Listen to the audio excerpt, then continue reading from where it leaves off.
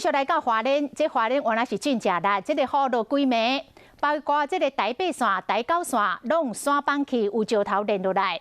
啊，台30线规条路拢崩车，玉里受土石灌入人家厝，啊，凤林受桥面逼起，积水积真深。溪水有够大，风太圆规离开台湾，伫花莲却是带来真大雨，真侪路段拢封起来。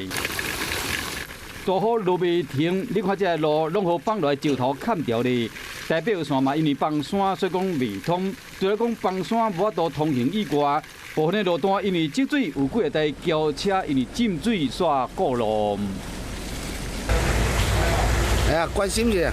远景了水去看卖，不过这台车已经未发啦，只能等水退去了，才去想办法。另外一边伫台九线的台府桥顶道路嘛拢积水，陆续有3台车直接过路，其中一台可能因为速度伤过头紧，失控冲去了安全岛。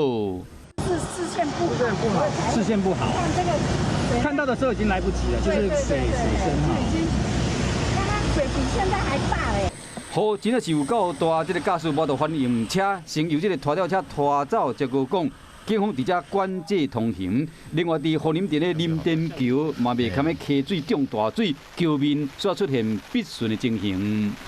雨相当大，快要超过警戒线，快要到桥面来。啊，我们早上在观察以后呢，看这桥面呢有裂缝。这款的大雨，和花莲的乡亲挡袂调，只嘛讲雨赶紧停，通互因恢复正常的生活。